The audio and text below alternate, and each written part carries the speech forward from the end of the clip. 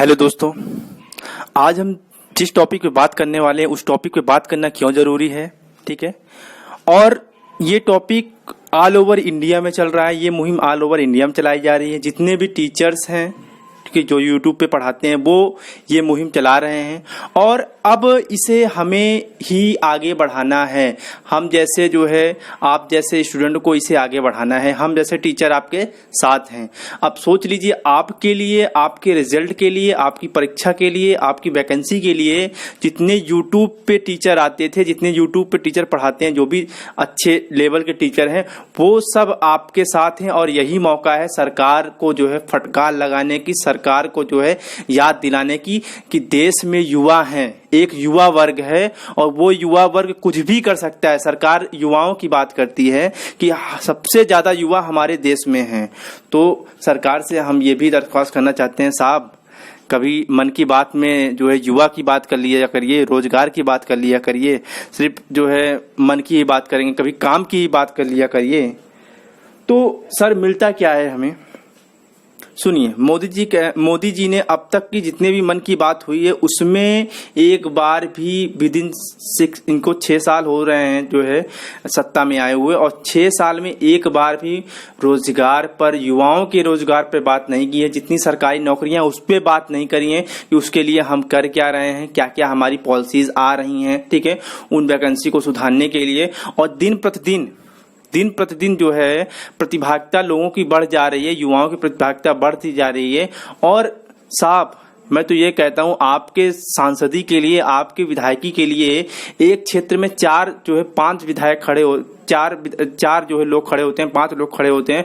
आपका जीतने का परसेंट 20 से 25% होता है। हमारा यहाँ नौकरी पाने का परसेंट 0.002% होता है, ठीक है। और आप जो है मन की बात कर रहे हैं, अरे कभी काम की भी बात कर लिया करिए साहब। हमें रिया नहीं, हमें नौकरियां चाहिए, ठीक है। हमें रिया नहीं, हमें नौकरियां चाहिए साहब। हमें रोजगार चाहिए साहब, हमें तारीख नहीं चाहिए। हमें तारीख, आप क्या करते हैं, आप जब भी आते हैं तारीख पे तारीख, कहीं ये आज आपने ये पॉलिसी लॉन्च की, कल आपने ये पॉलिसी लॉन्च की। जब रोजगार की बात होगी तो फिर आप कहीं जो है हिंदू मुस्लिम आप घुसा देंगे, कहीं जो है धारा 370 घुसा देंगे, कहीं जो है पाकिस्तान वाला मैटर घुसा देंगे। आप जो है रोजगार पे क्यों नहीं बात करते हैं? जब रोजगार पे बात करने आती है तो आपकी जो है आपको मतलब कुछ सोचता ही नहीं है, कुछ ना कुछ दे देना है। रोजगार की बात आ रही है, आपने सेट ला दिया। अरे क्या करें हम सेट का सर, पुराना सिस्टम तो पहले सही कर लीजिए। पुराना सिस्टम आपने सही नहीं किया। जितने रिजल्ट हैं आप पेंडिंग कर रखे हैं, वैकेंसियां जो आने को है उसको पेंडिंग कर रखी, जो आई भी हैं बस नोटिफिकेशन निकाल के बस खत्म, उसके अलावा कुछ हो ही नहीं रहा। आरआरबी एनटीपीसी का जो है आपने कब से निकाल के रखा है, 2019 मार्च 2019 से जो है आपने निकाल के रखा, केवल नोटिफिकेशन। ये कौन सी व्यवस्था है साहब? कौन से युवा के बारे में आप सोच रहे हैं? सर हमें तारीख नहीं चाहिए कि नोटिफिकेशन तारीख 1 मार्च 2019। हमें नौकरियां चाहिए सर, हमें रोजगार चाहिए, युवाओं को रोजगार चाहिए और किसी बात पे नहीं। अब फैक्ट बातें कर लेते हैं। आपके ही बारे में ये फैक्ट बातें क्या है मैं आपको बता देना चाहता हूँ। ये सरकार को जानना चाहिए कि फैक्ट एक्चुअली होता क्या है। अरे इतने अच्छे लेवल के अधिकारी आप रखे हैं, आपके पास तो बहुत ही अच्छे लेवल के अधिकारी हैं, वो आपको फैक्ट नहीं बताते हैं क्या साहब की कितनी जो है आपने कब नोटिफिकेशन लॉन्च किया, आपकी कितनी वैकेंसियां आ रही हैं, क्या कौन से ईयर में कितने साल में आप कौन सी वैकेंसियां निकाले हैं। तो चलिए आज हम फैक्ट की बात कर लेते हैं। तो पहले तो हम बात करते हैं एसएससी सीजीएल वैकेंसी के लिए। ये मुद्दा जो है एसएससी सीजीएल और रेलवे के उन स्टूडेंट के लिए हैं जो 2 साल से 2.5 साल से 3 साल से वेट कर रहे हैं कि साहब जो है नोटिफिकेशन के भी आगे चले जाइए, ठीक है। तो बात करते हैं हम 2010 से लेकर 2014, ठीक है, देखते जाइएगा। ये आप ही का डाटा है, 2010 से 2014 जो है, ठीक है, इनकी गवर्नमेंट नहीं थी, 2014 में आई। तब तक की जो है ऑन एवरेज ठीक है पर ईयर 14,850 मतलब 14,850 जो है वैकेंसी आती थी एसएससी सीजीएल में। ऑन एवरेज की बात कर रहे हैं सर, पर ईयर, ठीक है। जब आपकी सरकार आई तो आपकी सरकार में होता क्या है कि आपने बात की थी कि 2 करोड़ हम जो है रोजगार देंगे, हैं, 2 करोड़ नौकरियां देंगे, ठीक है। युवाओं की बात करेंगे, युवा तो आपके बहुत ही मतलब कायल थे, लेकिन आज ठीक है, अब जो ये मौका चल रहा है, आज से 6 साल हो चुके हैं, युवा की तो बात आपने मन में की ही नहीं, ठीक है। मन की बात में केवल आप मन की बात कर, अपनी मन की बात कर रहे हैं, युवा की मन की बात तो आपने की ही नहीं सर, ठीक है। तो बात करते हैं अब आपके मन की बात। आपने मन की बात में किया क्या है? आपने निकाला है sir 9,645 on average per year. ये आपको 2015 से 2020 तक का डाटा हम बता रहे हैं।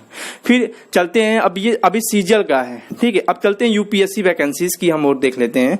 जो एस्पिरेंट हैं, जो यूपीएससी की तैयारी करते हैं, उनके लिए देख लीजिए, ठीक है। 2010 से 2014 1150 जो है ऑन एवरेज पर ईयर सीटें आती थी, ठीक है। अब 2015 से 2020 को 984, लगभग आपका जो है 175 नियर अबाउट 165 या 170 के आसपास आपकी सीटें डंप कर ली जा रही हैं। आप इस समय कंपटीशन बढ़ रहा है, जिस समय कंपटीशन बढ़ रहा है, लोगों की प्रतिभागिता बढ़ रही है, लोग फॉर्म ज्यादा अप्लाई कर रहे हैं, लोग ज्यादा जो है सरकारी नौकरियों की तरफ आ रहे हैं, तब आप क्या कर रहे हैं? तब आप सीटें घटा रहे हैं सर। और उसके बाद बात करते हैं रेवेन्यू की। हाँ, आपने जीएसटी ला दिया, अरे जीएसटी ला दिया, आपकी रेवेन्यू जो है बढ़ रही है सर, तो आप इस पे काम करिए ना, रोजगार पे काम करिए। भाई आपने तो रोजगार पे काम किया ही नहीं है, बल्कि आपको रोजगार तो आप घटा रहे हैं और कह रहे हैं हम जीएसटी बढ़ाएंगे, जीएसटी बढ़ाएंगे। जीएसटी आपने लाया, ठीक है, आपका रेवेन्यू बढ़ा, तो आपने यहाँ काम क्यों नहीं किया सर? ये जो है 165 जो है आपने नौकरियां यहाँ से खा ली हैं, ठीक है। अब बात करते हैं यूपी पीसीएस वैकेंसीज की। तो यूपी पीसीएस 2018 से 2018 के में देखते हैं 831 वैकेंसी आई, बिकॉज ऑफ 2019 में चुनाव था, सेंट्रल गवर्नमेंट राज्य में थी योगी सरकार, ठीक है। अब देखिए 2019 में जब चुनाव हो गया सर, यही जो है वैकेंसी 364 आई, ठीक है। फिर अब 2020 है, चुनाव के 2 साल लगभग जो है 1 साल बीत चुके हैं, 200 वैकेंसियां निकाल रहे हैं, ठीक है। ये हमारी उत्तर प्रदेश सरकार की जो है, देख लीजिए, ये उनकी जो मतलब ये कलाकृति है, ये जो है खेल खेल रहे हैं बच्चों के माइंड के साथ। अरे सर, हमारे लिए 164 वैकेंसियां आपने कम कर दी, यहाँ से सीधा 500 जो है वैकेंसियां आपने कम की है, ठीक है। हम तो एक एक बच्चा जो है इस नौकरी के लिए परेशान रहता है, जो है कितने साल, 3 साल, 2 साल, 4 साल जो है यहीं कहीं इलाहाबाद में, कहीं दिल्ली में, कहीं पटना में, पता नहीं इंडिया में कहाँ से लोग तैयारी कर रहे हैं, ठीक है। इन नौकरियों के लिए एक एक सीट के लिए मारामारी होती है, 3 2 नंबर 0.5 नंबर से छटते हैं साहब। आपको नहीं पता होगा एक सीट की क्या जो है वैल्यू होती है। अब हम बात करते हैं जो है सीजीएल 2017 और 18 में हो क्या रहा है, ठीक है। मेंस में चीटिंग हुई तो सीबीआई जांच, ठीक है, हुई। उसके बाद जो है ठीक है, नो फाइनल वर्डिक्ट्स। ध्यान दीजिएगा, अभी तक जो है सीबीआई जांच का भी कोई फाइनल वर्डिक्ट आया नहीं है। क्यों? रीजन क्या है नया आने का? इसको ना मीडिया का कवरेज है, ना आपका कवरेज है, ना आपका जो है इसमें इंटरेस्ट है। तो जाहिर सी बात है, जिसमें जो है आपका इंटरेस्ट है वो मीडिया दिखा रही है, जिसमें नहीं है वो आपको नहीं दिखा रही है। अब बात करते हैं एसएससी 2018 की। फॉर्म आया 5 मई 2018 को, अप्लाई किया गया, ठीक है। प्री हुआ 4 जून 2019, 1 साल बाद जो है प्री होता है साहब, ठीक है। बच्चा 1 साल वेट करता है। मेंस 11 सितंबर को होता है, नियर अबाउट जो है 7 महीने बाद, ठीक है। उसके बाद डिस्क्रिप्टिव पेपर 19 दिसंबर 2019 को होता है और रिजल्ट नहीं आया साहब। मतलब 2017 की वैकेंसी आज 2020 हो गया है सर, अभी 3 साल 3 साल हो रहे हैं, अभी तक रिजल्ट नहीं आया साहब। अब बात करते हैं रेलवे की, एनटीपीसी की। तो एनटीपीसी 2019 नोटिफिकेशन आया 1 मार्च 2019 को, अभी तक कुछ नहीं हुआ साहब, ठीक है। 32 गुल मीटर चालू वाला सिस्टम है, ठीक है। 32 गुल मीटर चालू वाला सिस्टम है, ठीक है साहब। तो शर्म करो सरकार, कहाँ गया युवाओं का रोजगार? शर्म करो सरकार, कहाँ गया युवाओं का रोजगार? और ये हमारे जो है विनय सर हैं, ठीक है। अब आप इनसे बात करिए। दोस्तों बहुत बहुत धन्यवाद। दोस्तों मैं बात कर रहा हूं, जैसे कि ये बहुत ही संवेदनशील मुद्दा है। युवाओं का रोजगार हमेशा से किसी भी देश के लिए, किसी भी धर्म के लिए, किसी भी जात के लिए, किसी भी संप्रदाय के लिए, या कह लीजिए कि टोटली किसी भी समाज के लिए ना बहुत संवेदनशील मुद्दा रहा है। तो मुद्दे की बात यह है कि सीधी सी बात है कि जब गवर्नमेंट का इलेक्शन होता है, 2 महीने से 3 महीने के अंदर पूरा इलेक्शन प्रोसेस होके सरकारें बन जाती हैं, उनके मंत्री शपथ ले लेते हैं। इतना सब कुछ हो जाता है 2-3 महीने में। और आप खुद सोचिए कि इलेक्शन में वोटिंग कितनी होती है, 60 से 70%, यानी कि देश की आबादी के 60 से 70% लोग पार्टिसिपेट करते हैं। और उतने लोगों का यानी कि करीब मान लीजिए कि 80 करोड़ 70 करोड़ लोग वोटिंग करते हैं, सॉरी 80 करोड़ नहीं, 50-55 करोड़ लोग वोटिंग करते हैं, लेकिन उसका रिजल्ट आ जाता है। उसका रिजल्ट आ गया 50-55 करोड़ का, यहाँ 5 लाख लोग एग्जाम देते हैं, उसका रिजल्ट आने में 3 साल लग जाता है, 4 साल लग जाता है। कई कई वैकेंसियां, जैसा कि सीजीएल की बात 2017 की जा रही है, आज तक नहीं कुछ पता है भैया कहाँ चल रहा है, क्या चल रहा है, कोई मतलब नहीं है किसी से। लेकिन आपकी 50-55 करोड़ की वोटिंग की जनसंख्या के रिजल्ट आपको 3 महीने के अंदर मिल जाता है। आप यानी कि आप स्पेशल हो, बेशक आप स्पेशल हो, लेकिन आपको बनाया किसने स्पेशल? हमने बनाया है। बात उम्मीद और रोष की है। रोष तो हर जगह भरा पड़ा है, लेकिन वो रोष की वजह भी है कि एक उम्मीद है। हम मुंबई में रहते हैं तो सीधी सी बात, अगर वहां लाइट 2 घंटे के लिए कटती है तो वहां पे ये उम्मीद रहती है यहाँ लाइट नहीं कटेगी, यही होता है ना। लेकिन गांव में रहते हैं 4 घंटे लाइट कट जाए हमें दुख नहीं होता, लेकिन मुंबई में 2 घंटे लाइट कट जाए तो हमें दुख हो जाता है। तो कुछ इसी तरह की उम्मीद है हमें गवर्नमेंट से। सब लोग कह रहे थे कि बहुत अच्छी गवर्नमेंट है, बहुत अच्छी गवर्नमेंट, निसंदेह इसने बहुत अच्छा काम किया है, कोई डाउट नहीं। बहुत से मौकों पे, चाहे वो जवान हो, किसान हो, विदेश नीति हो, बहुत से ऐसे काम किया इन्होंने जो बहुत अच्छी बातें हैं, बहुत अच्छी चीजें हैं। हर सिक्के के 2 पहलू होते हैं, लेकिन किसी भी देश का भविष्य उसका यूथ डिसाइड करता है, उसका युवा डिसाइड करता है। मेरा आप लोगों से विनती है, गुजारिश है, ये मूवमेंट, ये आंदोलन, ये मुहिम, ये चाहे जो कहिए आप, ये आपका, हमारा, हम सबका, ये सिर्फ हमारे लिए नहीं है, सिर्फ हमारी एज के नहीं है।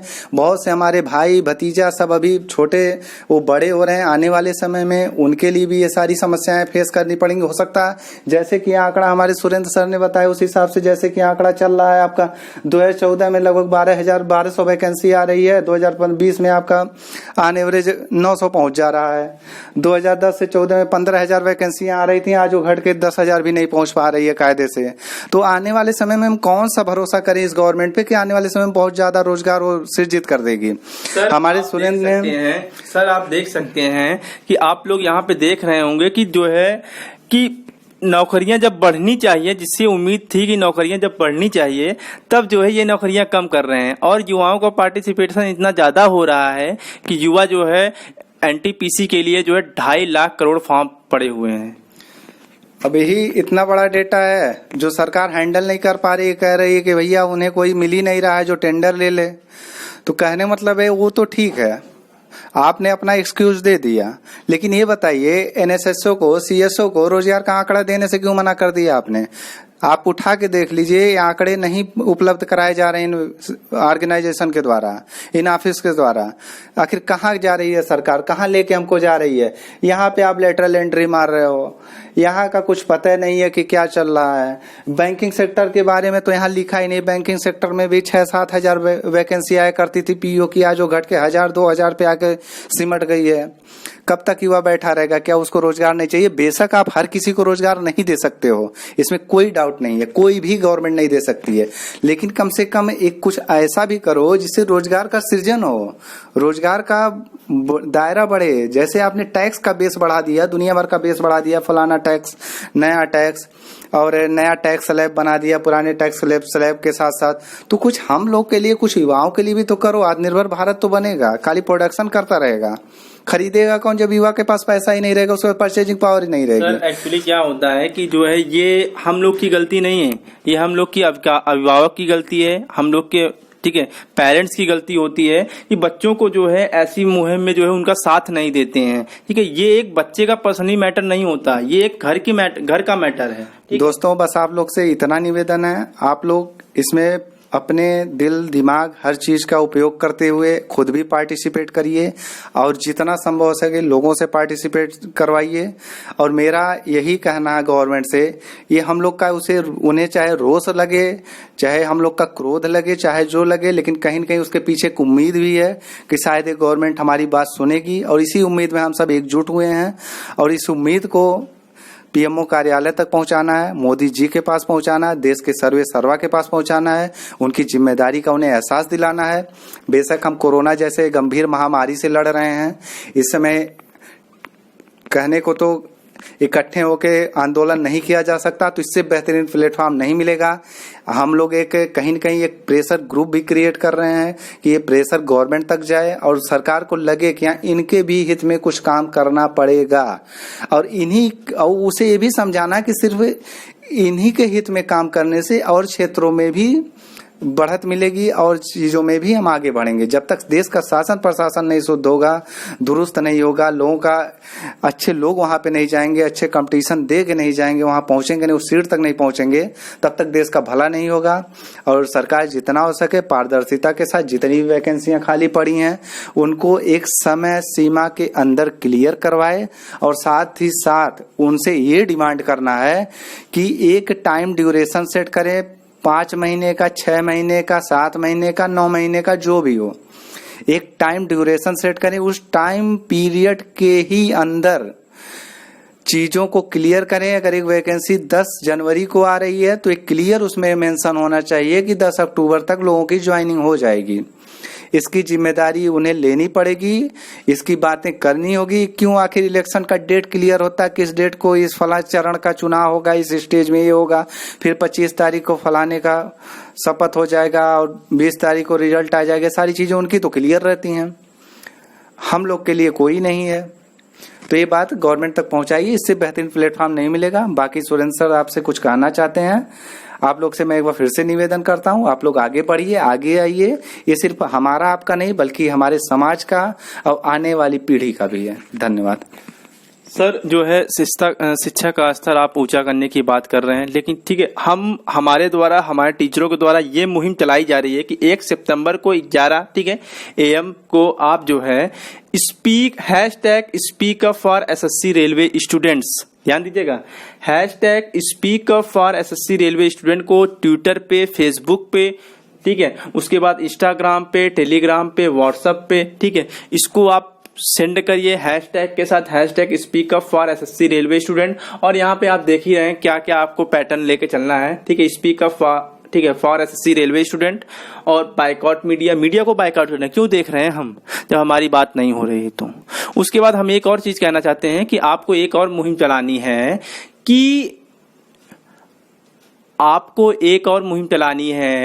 कि जो है कल जो है एक लेटर लिखिए पीएमओ की, अपने मन की, ठीक है, बात ना करके अपने काम की बात करिए, ठीक है, एक लेटर में अपनी काम की बात करिए और उस लेटर को 1 रुपए चिपका कर, ठीक है, 1 रुपए चिपका कर उस लेटर को आप पीएमओ तक पहुंचाइए। उसको पीएमओ तक पहुंचना चाहिए। आप एक लेटर लिखिए, ठीक है, अपने उसमें काम की बात करिए कि सर हमें चाहिए क्या, ठीक है, उस लेटर को आप जो है पीएमओ तक 1 रुपए चिपका कर जो है भेजिए, जिससे कि कम से कम सरकार को तो शर्म आए कि हमारे देश का युवा जो है, हमें इतना सारा लेटर हमें आ रहा है, ठीक है, उसमें हमें काम करना पड़ेगा। तो दोस्तों आज के लिए इतना ही, धन्यवाद।